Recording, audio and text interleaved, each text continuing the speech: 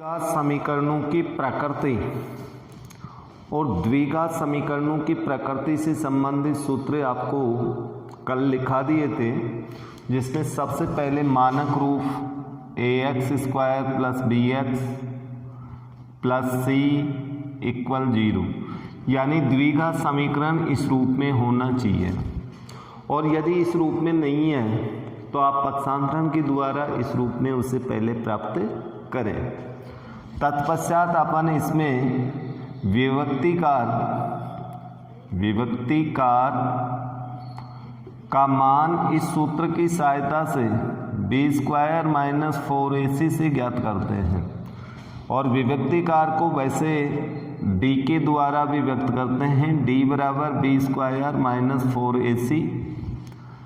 यदि इस विभक्तिकार का मान 0 या 0 से बड़ा आता है यानी d इज ग्रेटर देन 0 तो दोनों मूल वास्तविक तथा अलग अलग होंगे। यदि d का मान 0 आता है तो दोनों मूल वास्तविक और समान होंगे। यदि d का मान इज लेस देन 0 तो फिर मूल अवास्तविक यानी काल्पनिक होंगे। ये तीन तरह की प्रकृति होती है जो विभक्तिकार सूत्र से ही अपन इनको अलग अलग बता सकते हैं, यानी उनकी प्रकृति। एक अपन ने पढ़ा था कि द्विघात समीकरण ज्ञात करना, यदि दो मूल दे रखे हों तो शॉर्ट रूप में आपको सूत्र लिखाया था x² minus alpha plus beta into x plus alpha dot beta बराबर 0, जहाँ अल्फा और बीटा उसके दोनों मूल हैं। तो द्विघात समीकरण ज्ञात करने के लिए इस सूत्र का प्रयोग करेंगे। अब इनसे संबंधित जो प्रश्न है वो आपकी प्रश्नमाला 3.4 के अंदर है और 3.4 में कुछ एग्जाम्पल दे रखे हैं, जिसमें समस्यात्मक एग्जाम्पल भी हैं तथा प्रकृति के ऊपर डायरेक्ट सूत्र का प्रयोग करके भी अपने एग्जाम्पल दिए हुए हैं और ऐसे ही प्रश्न आपकी प्रश्नमाला में हैं। तो आइए अपन इन एग्जाम्पल्स तथा प्रश्नों को देखते हैं। उदाहरण नंबर 16, एग्जाम्पल 16, जिसमें एक द्विघात समीकरण दे रखा है 2x² minus 4x plus 3 equal 0। इस द्विघात समीकरण का विभक्तिकार ज्ञात कीजिए और फिर मूलों की प्रकृति ज्ञात कीजिए। विभक्तिकार भी ज्ञात करना है और मूलों की प्रकृति भी। तो सबसे पहले आप ये देखें कि इस प्रश्न में द्विघात समीकरण मूलों की प्रकृति के अनुसार व्यापक रूप में या मानक रूप में है अथवा नहीं। तो यहाँ पर ये मानक रूप में है क्योंकि सारे के सारे पद बराबर के बाईं ओर हैं, दाईं तरफ 0 है, तो ये मानक रूप कहलाता है प्रकृति का या द्विघाती सूत्र का। तो यहाँ पर a बराबर 2 है, x² का गुणांक, b का मान यहाँ पर x का गुणांक -4 और c का मान 3 है। पहले a b c का मान निकाल लिया। अब विभक्तिकार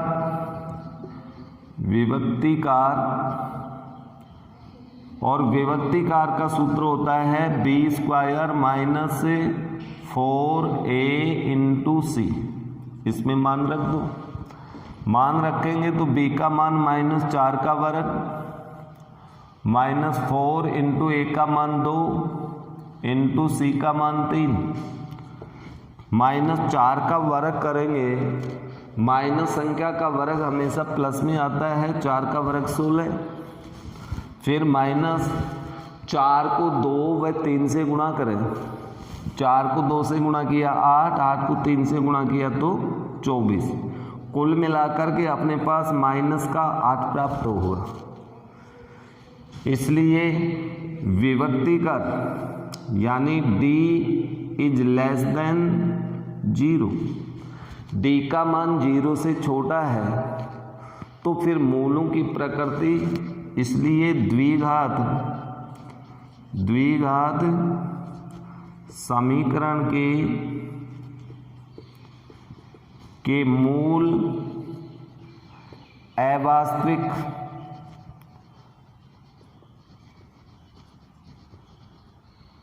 अथवा इनको आप काल्पनिक लिख सकते हैं, अथवा काल्पनिक है, ये अपना उत्तर होगा इसमें, क्योंकि एक विभक्तिकर का मान पूछा था और विभक्तिकर का मान निकालने के पश्चात मूलों की प्रकृति अपन को लिखनी थी, तो ये अपना इसमें उत्तर होगा। इसके बाद में 17 नंबर का क्वेश्चन है, वो समस्यात्मक प्रश्न है।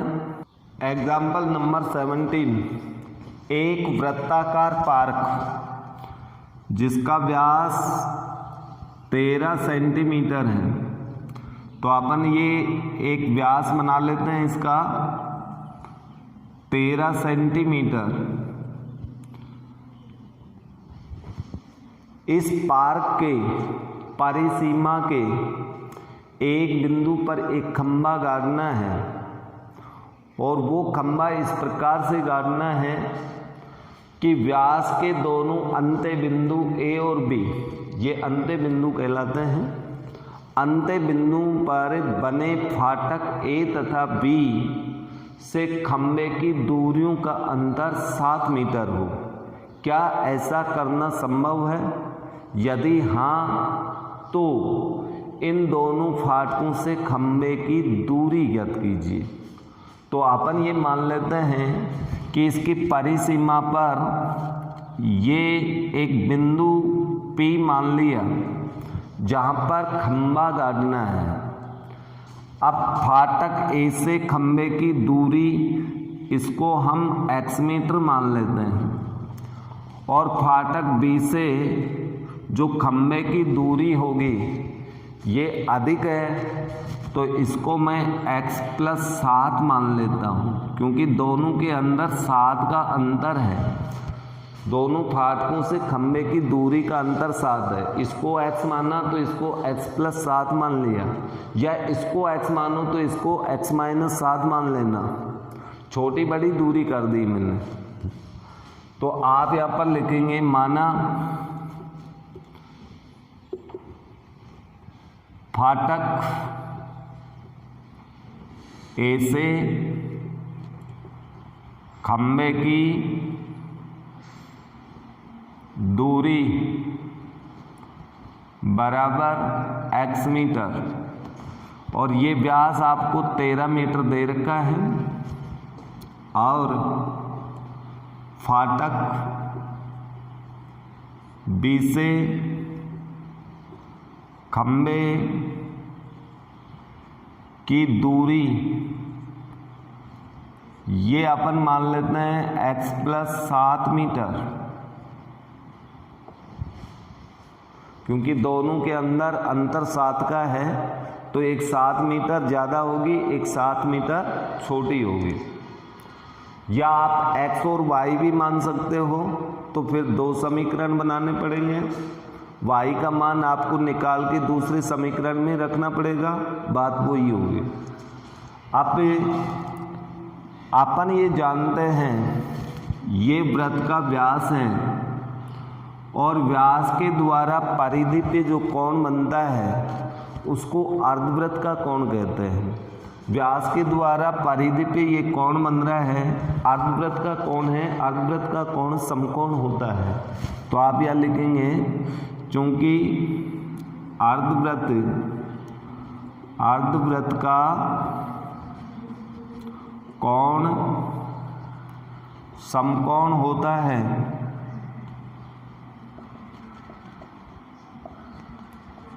इसलिए कोण APB बराबर 90 डिग्री। और जब ये कोण 90 डिग्री होगा तो ये त्रिभुज समकोण त्रिभुज हो गया। तो समकोण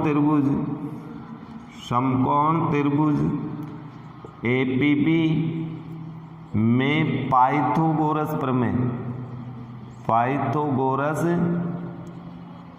प्रमेय, अब इसमें पाइथागोरस प्रमेय लगाई अपन, तो अपन जानते हैं कि इसके लंब का वर्ग आधार BP का वर्ग बराबर कर्ण AB का वर्ग।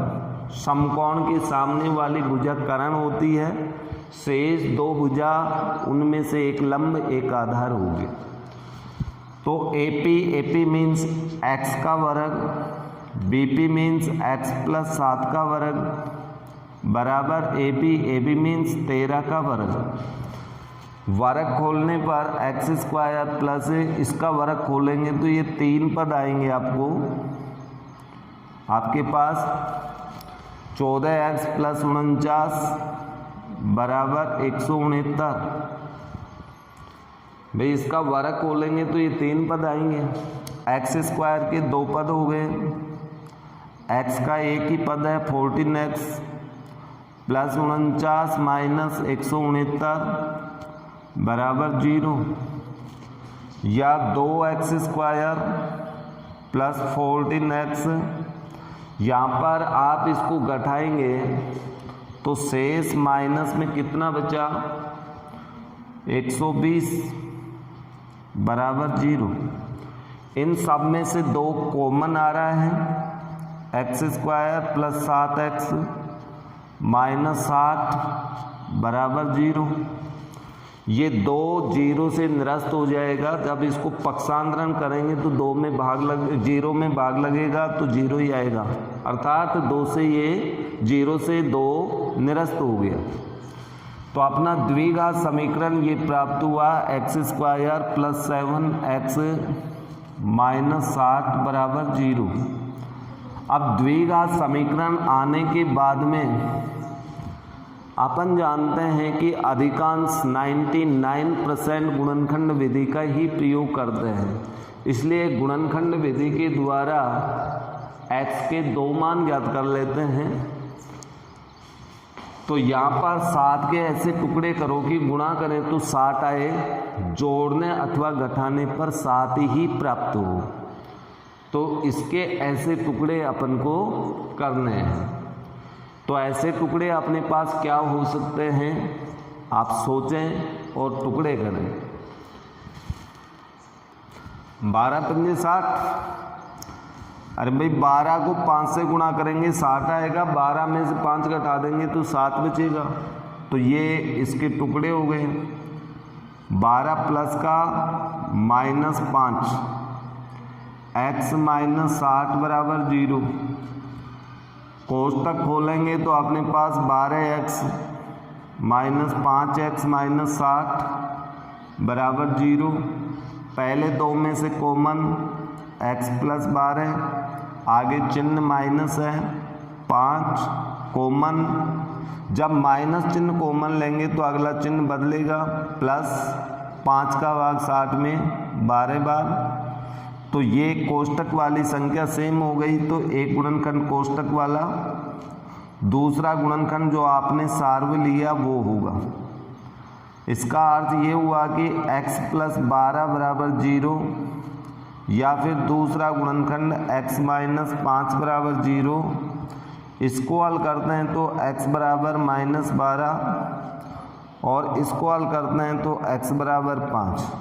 लेकिन ये ऋणात्मक है, ऋणात्मक मान छोड़ना पड़ेगा क्योंकि ये दूरी है और दूरी हमेशा धनात्मक होती है। इसलिए ऋणात्मक मान छोड़ने पर, ऋणात्मक मान छोड़ने पर इसको आप छोड़ दीजिए तो x बराबर सिर्फ अपने पास एक मान बचा, कौन सा, x बराबर 5। और जब x का मान हमें प्राप्त हो गया तो यहाँ से अपन लिख सकते हैं फाटक ऐसे खंबे की दूरी बराबर 5 मीटर तथा फाटक बी से खंबे की दूरी, अब देखो बी से खंबे की दूरी आपने x प्लस 7 मानी थी, तो x का मान 5 प्लस 7 बराबर अपने पास आ गया 12 मीटर। तो एक फाटक से 5 मीटर दूर होगा, दूसरे फाटक से 7 मीटर दूर होगा, अर्थात परिसीमा पर ऐसा खंभा गाड़ना संभव है। तो इस प्रकार से ये एक समस्यात्मक प्रश्न था और समस्यात्मक प्रश्न को अपन गुणनखंड विधि से हल कर सकते हैं, क्योंकि इसमें कोई प्रतिबंध नहीं दिया कि कौन सी विधि से अपन हल करें। और ये प्रश्न काफ़ी इम्पोर्टेंट प्रश्न है, क्योंकि ये बोर्ड परीक्षा में आया हुआ प्रश्न है। तो आप इसे एक बार अवश्य हल करें, समझें, समीकरण बनाइए।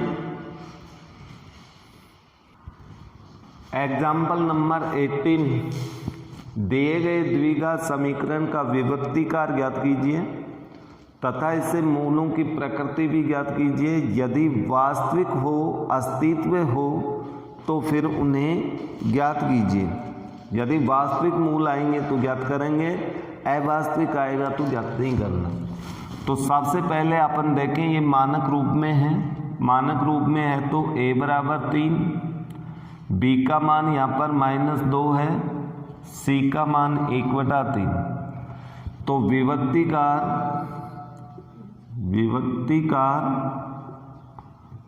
विभक्तिकार का सूत्र अपन जानते हैं b² - 4ac, इसमें मान रख दो। b मीन्स -2 का वर्ग, -4 into a means 3 into c means 1/3। इसको वर्ग करेंगे तो माइनस माइनस प्लस हो जाएगा। यहाँ पर इसको गुणा करेंगे तो अपने पास -4 बराबर 0। इसलिए मूल जब विभक्तिकर का मान 0 हो तो मूल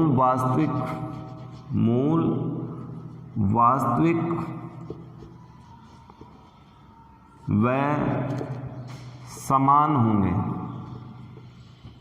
यानी दोनों मूलों का मान एक ही होगा।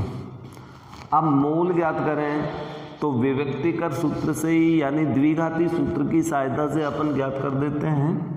तो द्विघाती सूत्र से मूल ज्ञात कर रहे हैं। x बराबर अपने पास सूत्र ये होता है ±√d अपॉन 2a, लेकिन d का मान इसमें 0 है और d का मान अपन 0 रखेंगे तो -b मीन्स -2 ±0 बटा 2 इंटू a मीन्स 3, या फिर x बराबर कोष्टक खोलने पर माइनस माइनस हो गया +2, आगे ±0 है बटा 6, या x बराबर 1/3 दोनों मूल बिल्कुल समान ही होंगे। तो ये अपना इसमें एग्जाम्पल नंबर 18 हो गया, जो कि बिल्कुल सिंपल सा प्रश्न था। अब इसके बाद में आपकी प्रश्नमाला 4.4, यहाँ पर पहले प्रश्न के अंदर सभी प्रश्न आपको मानक रूप में दे रखे हैं और इन मानक रूप वाले द्विघात समीकरणों में मूलों की प्रकृति ज्ञात करनी है। यदि मूलों का अस्तित्व हो तो फिर उन्हें ज्ञात करना है, यानी मूल वास्तविक आएगा तो ज्ञात करना है और काल्पनिक या अवास्तविक आता है तो ज्ञात नहीं करना, केवल प्रकृति लिखनी है। यहाँ पर क्वेश्चन नंबर 1 का सेकंड प्रश्न मैं आपको बता रहा हूँ। तो सबसे पहले मानक रूप से अपन a मीन्स 3, b का मान है -4√3 और c का मान है 4। तो विभक्तिकार का मान ज्ञात करते हैं b² - 4ac, मान रखिए b मीन्स -4√3 का वर्ग -4 into a means 3, c means 4। जब इसका वर्ग करेंगे तो चिन्ह प्लस आएगा, 4 का वर्ग 16, √3 का वर्ग 3, ये अपने पास हो गया 48 और ये भी 48 माइनस 48 यानी 0। इसलिए मूल जब विभक्तिकर का मान 0 हो, d का मान 0 हो, तो मूल वास्तविक व समान है। इसलिए मूलों का अस्तित्व है इसमें, और मूलों का अस्तित्व वास्तविक आते ही मूलों का अस्तित्व हो जाएगा, चाहे मूल वास्तविक समान हो, चाहे मूल वास्तविक और भिन्न भिन्न हो। उस स्थिति में मूलों का अस्तित्व माना जाता है, और अस्तित्व है तो इनको ज्ञात करना है। अब ज्ञात करेंगे तो दोनों मूल समान आएंगे, इसलिए द्विघाती सूत्र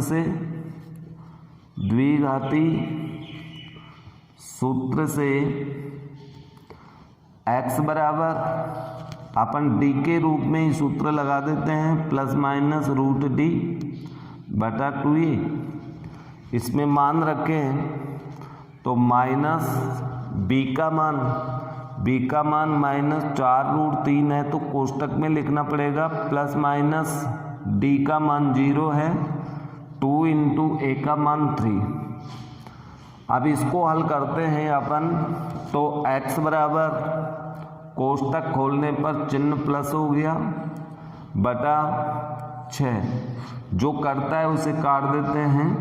x बराबर ये अपना कट गया 2 रूट 3 बटा 3, या फिर x बराबर 2 बटा रूट 3। ऐसे भी अपन इसको कर सकते हैं, रूट 3 का भाग 3 में रूट 3 बार। तो दोनों ही मूल और दूसरा मूल भी अपना यही होगा, क्योंकि दोनों मूल सेम है। तो ये अपना इसमें उत्तर हो गया। पहले के शेष प्रश्न आप लोग इसी तरह से हल कर लेंगे। अब क्वेश्चन नंबर 2 है कि निम्न में से प्रत्येक समीकरण में आपको k का ऐसा मान ज्ञात करना है जिनके लिए 2 बराबर मूल हों, और 2 बराबर मूल हों यानी मूल समान हों, अर्थात विभक्तिकर का मान 0 होगा।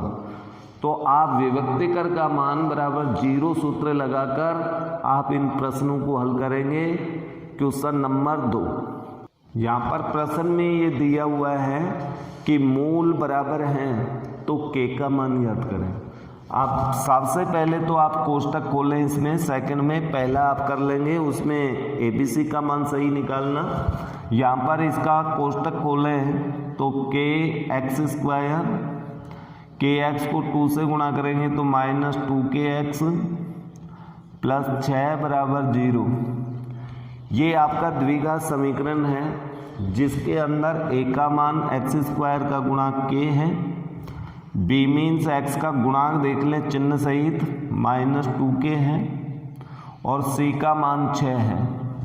तो पहले विभक्तिकर ज्ञात करेंगे, इसलिए d बराबर b स्क्वायर माइनस 4ac ये ज्ञात करें। वैसे आप इसमें पहले सूत्र ये लगा देंगे कि मूल बराबर हैं, मूल बराबर हैं, इसलिए विभक्तिकर d बराबर 0, विभक्तिकर का मान 0 होगा, और विभक्तिकर का सूत्र होता है b स्क्वायर माइनस 4ac बराबर 0। b का मान यहाँ रखें माइनस 2k की पावर 2 माइनस 4 इंटू a का मान k, c का मान 6 बराबर 0। आगे हल करें अपन तो ये हो गया 4k स्क्वायर माइनस 24k बराबर 0। अब इसके गुणनखंड करें तो इसमें 4k कॉमन आ रहा है, 4k को कॉमन लिया तो अंदर बचा k माइनस 6 बराबर 0। इसको हल करें तो या तो पहला गुणनखंड 4k बराबर 0 या दूसरा गुणनखंड k माइनस 6 बराबर 0। इसको हल करने पर k बराबर 0, या इसको हल करते हैं तो k बराबर प्लस 6। तो k के 2 मान आ गए, लेकिन क्या दोनों मान आपके इस समीकरण को संतुष्ट करेंगे? देखिए एक्स स्क्वायर का गुणांक कभी भी 0 नहीं होगा। यहाँ एक्स स्क्वायर का गुणांक k है और k का मान 0 लेते हैं तो द्विघात समीकरण ही नहीं बचेगा। तो आप यहाँ पर लिखेंगे k बराबर 0 द्विघात समीकरण को संतुष्ट नहीं करता, इसलिए इस मान को आप छोड़ देंगे और k बराबर 6 ही आपका उत्तर होगा। तो आप यहाँ लिखेंगे k बराबर 0 द्विघात समीकरण को संतुष्ट नहीं करता, इसलिए इसे छोड़ने पर अब k बराबर अपने पास कौन सा मान बच गया 6। तो k बराबर अपना 6 उत्तर, सिर्फ एक ही उत्तर होगा। वैसे 2 उत्तर आ रहे थे लेकिन एक मान इसमें समीकरण संतुष्ट नहीं होगा, क्योंकि k का मान 0 रखते ही आपका द्विघात समीकरण ही नहीं बनेगा, क्योंकि द्विघात समीकरण में एक्स स्क्वायर का गुणांक कभी भी 0 नहीं होता है। ओके, तो ये आपका प्रश्न नंबर 2 था। अब इसके बाद में क्वेश्चन नंबर 3, 4, 5, 4.4 के तीनों प्रश्न समस्यात्मक प्रश्न हैं और इन समस्यात्मक प्रश्नों में पहले आपको द्विघात समीकरण बनाना है, उसके बाद में हल करना है।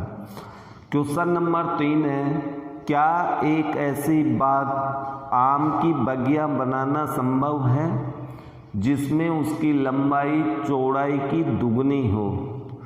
यदि संभव है तो बाग की लंबाई व चौड़ाई ज्ञात करें और उसका क्षेत्रफल भी आपको दिया हुआ है 800, क्षेत्रफल 800 वर्ग मीटर। तो सबसे पहले अपन मान लेते हैं, माना बगिया की लंबाई या चौड़ाई में से चौड़ाई छोटी होती है, इसलिए छोटे मान को अपन मान लेते हैं x मीटर, और बाग की लंबाई मान लेते हैं चौड़ाई की दुगनी, चौड़ाई से दुगनी यानी 2x मीटर, और क्षेत्रफल आपको दे ही रखा है, इसलिए प्रश्नानुसार बाग का क्षेत्रफल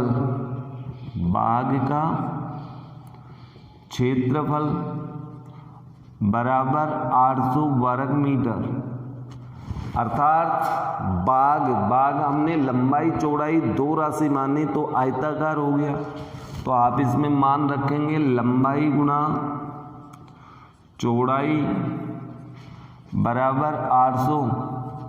लंबाई आपने मानी है 2x गुणा x बराबर 800 या 2x स्क्वायर बराबर 800 या x स्क्वायर बराबर 800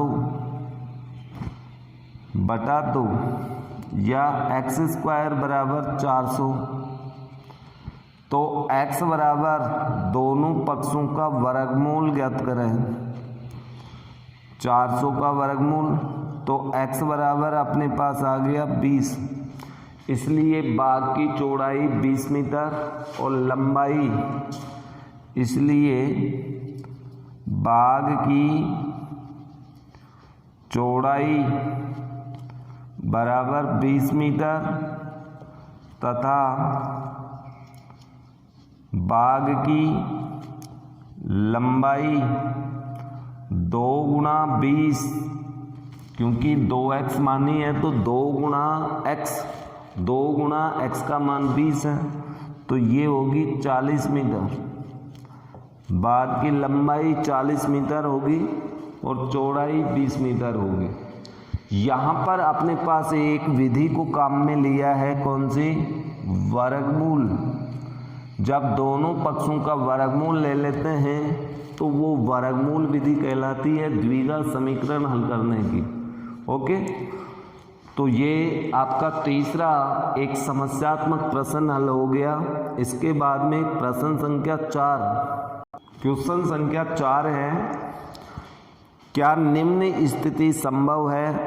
यदि है तो उनकी वर्तमान आयु ज्ञात कीजिए कि दो मित्रों की आयु का योग 20 वर्ष है और 4 वर्ष पूर्व उनकी आयु का गुणनफल 48 था। तो इसका मतलब सबसे पहले अपन मान लेते हैं, माना एक मित्र की वर्तमान आयु x वर्ष और दूसरे मित्र की वर्तमान आयु। अब देखिए यहाँ पर दो तरीकों से आप समीकरण बना सकते हैं, एक्स वाई चर के रूप में भी और केवल x के रूप में भी। दोनों की आयु का योग 20 है, एक की आपने x मानी तो दूसरे की होगी 20 माइनस x। अरे भाई दोनों की योग में से एक की घटा दो, दूसरे की शेष बचेगी। तो अपने पास यहाँ अपन लिख सकते हैं 20 माइनस x वर्ष। तो ये डायरेक्ट द्विघात बनेगा। अब प्रश्नानुसार प्रश्न क्या कह रहा है? प्रश्न कह रहा है कि 4 वर्ष पूर्व, 4 वर्ष पहले इसकी आयु कितनी होगी? x माइनस 4 वर्ष पूर्व ये कितनी होगी? इसमें से 4 और घटाएंगे तो 20 माइनस x में से 4 और घटा दिया। इन दोनों का गुणनफल बराबर 48। या आगे हल करें तो हमें प्राप्त होगा 16 माइनस x बराबर 48। गुणा कीजिए x से, 16x minus x square minus 4 से करेंगे माइनस 48 प्लस 4x बराबर 48। सभी को अपन चलो पहले x जोड़ लेते हैं, कितना हो गया? 20x minus x square minus 48 बराबर 48। लेकिन एक्स स्क्वायर का पद धनात्मक करने के लिए सबको पक्षांतरण करते हैं। इधर 48, ये प्लस का 48, ये प्लस एक्स स्क्वायर और ये माइनस का 20x, इधर बचा 0। यानी कुल मिला के द्विघात समीकरण x square minus 20x plus 96 बराबर 0, ये एक द्विघात समीकरण बन गई। अब इस द्विघात समीकरण के ऐसे गुणनखंड करें कि जोड़ने पर या घटाने पर 20 आए लेकिन गुणा करने पर 96 आए। तो ऐसे गुणनखंड क्या हो सकते हैं? आप इसको हल करके देखें। अब देखिए यहाँ पर इस प्रकार के कोई गुणनखंड नहीं हो रहे अपने पास कि जिनको गुणा करें तो 96 से और जोड़े अथवा घटाने पर 20। और जब गुणनखंड नहीं होते तो फिर ऐसे दो मित्रों की आयु नहीं हो सकती, अर्थात ये प्रश्न संभव नहीं है, ये स्थिति संभव नहीं है। तो आप यहाँ लिखेंगे इस द्विघात समीकरण के, इस द्विघात समीकरण के गुणनखंड नहीं होते, इसलिए यह स्थिति संभव नहीं है, स्थिति संभव नहीं है, ये स्थिति संभव नहीं होगी। तो आप इस तरह से आप द्विघात समीकरण बना लें और द्विघात समीकरण के गुणनखंड नहीं हो अर्थात उसका हल संभव नहीं हो तो वो स्थिति भी संभव नहीं होगी। क्वेश्चन नंबर 5, क्या परिमाप 80 मीटर और क्षेत्रफल 400 वर्ग मीटर का एक पार्क बनाना संभव है? यदि ऐसा पार्क बनाना संभव हो तो उसकी लंबाई और चौड़ाई ज्ञात करें। तो सबसे पहले अपन मान लेते हैं, माना पार्क की चौड़ाई मान लेते हैं x मीटर तथा लंबाई मान लेते हैं अपन, चलो y चर में मान लेते हैं, दो चरों में मान लेते हैं, लेकिन द्विघात बनेगा तब वो एक ही चर का होगा।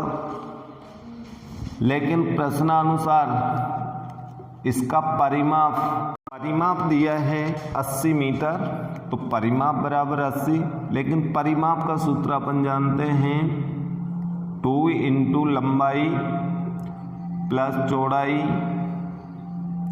बराबर 80, या 2 इंटू लंबाई मीन्स y, चौड़ाई x बराबर 80, या y प्लस x, दो को पक्षांतरण करेंगे तो 80 में भाग लगेगा, तो y प्लस x बराबर अपने पास आ गया 40, या y चर का मान निकालें तो 40 माइनस कितना हो गया x। ये समीकरण नंबर 1 बना, y चर का मान निकाल लिया।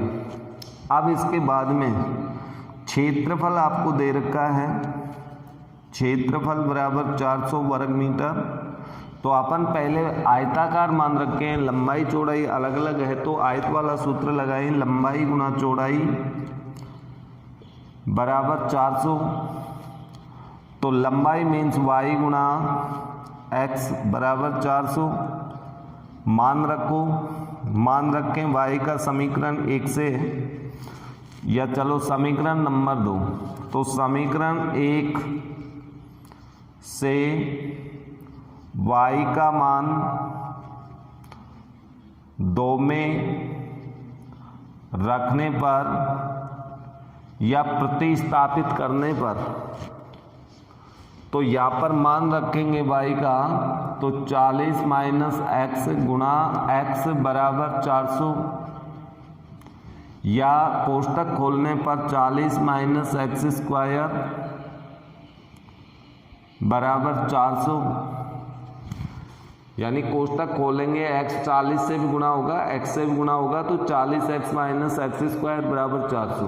अब इनको पक्षांतरण करते हैं, 400 एक्स स्क्वायर को इधर लाएंगे प्लस हो गया, 40x को लाएंगे तो ये माइनस हो गया, यानी कुल मिला के अपने पास ये एक द्विघात समीकरण बन गई, प्लस 400 बराबर 0।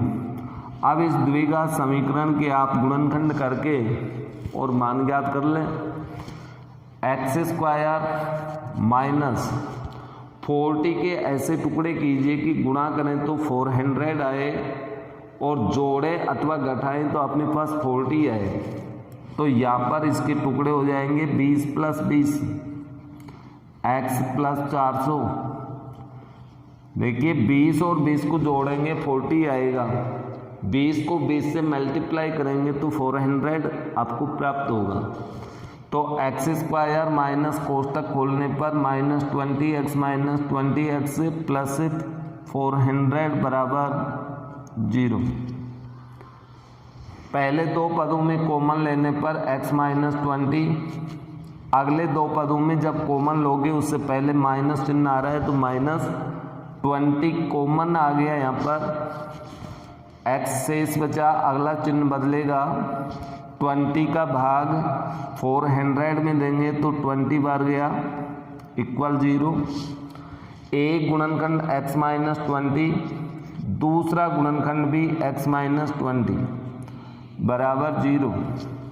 दोनों गुणनखंड सेम है, अर्थात x का सेम ही मान आएगा, x माइनस 20 बराबर 0 या फिर x माइनस 20 बराबर 0। इससे x बराबर 20 या इससे भी x का मान कितना आ रहा है 20, अर्थात दोनों मूल सेम है। x का मान 20 आ गया, यानी चौड़ाई तो 20 मीटर है, लेकिन लंबाई तो y का मान निकालना है। y मीन्स समीकरण 1 से x बराबर 20 समीकरण 1 में रखने पर, अब 1 में ये मान रख दीजिए, तो y बराबर 1 नंबर 40 माइनस एक्स, ये 40 माइनस एक्स मीन्स 20, x का मान 20 है। 40 में 20 घटाएंगे तो कितना शेष बचा? 20। y का मान भी 20, x का मान भी 20, इसलिए पार्क की चौड़ाई बराबर 20 मीटर और लंबाई बराबर भी 20 मीटर। ये अपना उत्तर होगा। इस तरह से ये प्रश्नमाला 4.4 आपकी पूर्ण रूप से कंप्लीट हो गई। इसके लगभग सभी प्रश्न आपके हो चुके हैं। शेष 1-2 प्रश्न जो बच गए वो आप निकाल लेना। तो द्विघात समीकरण था, एक बार पुनः आपको बता देता हूँ। द्विघात समीकरण में हमने द्विघात समीकरण का मानक रूप ax² plus bx plus c बराबर 0, जिसमें a का मान कभी भी 0 नहीं होता। एक तो ये पढ़ा हमने, और सबसे पहले जो 4.1 पढ़ी थी उसमें सिर्फ ये था कि बीजीय व्यंजकों में कोष्टक खोलना, वर्ग खोलना, गुणा करना, लघुत्तम लेना और उसके पश्चात फाइनल आपको एक व्यंजक बनाना था। यदि इस रूप में आए तो द्विघात है, इस रूप में नहीं आए तो द्विघात नहीं है। अर्थात b व c 0 हो सकते हैं, लेकिन ये वाला पद होना आवश्यक है। इसके बाद में नंबर 2 पे आपका आता है द्विघात समीकरण हल करने की विधियां, जिनमें पहली विधि थी आपकी गुणनखंड विधि, और 4.1 में सभी प्रश्न गुणनखंड विधि के थे और कुछ प्रश्न इसमें समस्यात्मक भी थे। समस्यात्मक प्रश्नों में आपको समीकरण बना करके हल करना था। दूसरी विधि थी इसमें पूर्ण वर्ग विधि, और तीसरी विधि थी द्विघाती सूत्र या मानक सूत्र या श्री द्राचार्य सूत्र जिसका नाम है। और इसके बाद में अपन ने पढ़ी प्रकृति के अंदर आपको विभक्ति का d का मान b² माइनस 4ac से ज्ञात करना था। 3 तरह की प्रकृति थी। यदि d का मान 0 हो तो मूल वास्तविक और समान होंगे, d का मान 0 से बड़ा हो तो मूल वास्तविक और अलग अलग होंगे, यदि d का मान 0 से छोटा हो तो मूल अवास्तविक होंगे। यदि आपको द्विघात समीकरण के दोनों मूल दे रखे हों तो द्विघात समीकरण ज्ञात करना, जिसके लिए सूत्र x² minus alpha plus beta into x plus alpha dot beta बराबर 0 का प्रयोग किया था। इस प्रकार से अपन ने ये प्रश्नमाला कंप्लीट की। लेकिन कोई भी प्रश्नमाला कंप्लीट होने पर या होने से पहले सबसे पहले आप लोगों को एक ही बात ध्यान में रखनी है। आप मनन करें, एकांत में ये सोचें कि इस प्रश्नमाला में हमने कौन कौन से फॉर्मूले, कौन कौन से सूत्र, कौन कौन सी विधियाँ, क्या क्या सीखा है और क्या क्या इस प्रश्नमाला में दे रखा है, प्रश्नावली का नाम क्या है। ये सारी बात याद करेंगे तो आपका 60% कार्य कंप्लीट हो जाता है। यदि 60% कार्य आप कंप्लीट कर लेते हैं, बचा 40% में आप लोगों को अभ्यास करना है। रफ नोटबुक के अंदर ज़्यादा से ज़्यादा प्रश्नों को अपने हाथ से हल करें तो वो 40% में हो गया। पूरा 100% आपका काम कंप्लीट हो गया। तो इस तरह से यदि आप पढ़ाई करोगे तो गणित में आपकी रुचि भी बनेगी और गणित में आपको सब अन्य विषय से अधिक मार्क्स भी प्राप्त होंगे। इसमें कोई दो राय नहीं है। तो पहला कार्य है सूत्र और विधियों को याद रखना, उनको ध्यान में रखना। एक इसमें तीसरी बात और भी आती है कि जब भी अपन प्रश्न करते हैं तो प्रश्नों को लिखने का भी एक सही तरीका होना चाहिए।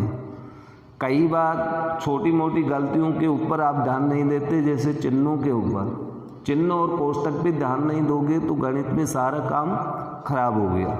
इसलिए इन चीज़ों पर विशेष ध्यान रखना है। किस तरह से अपन प्रश्न हल कर रहे हैं, कौन सी साइड में, किसके नीचे, किसके ऊपर, कौन सा अंक कहाँ, तो ये सारी बातों का ध्यान रखेंगे, निश्चित रूप से आपको विषय अच्छा भी लगेगा, विषय में नंबर्स भी आएंगे, रुचि भी बनेगी। ओके, धन्यवाद।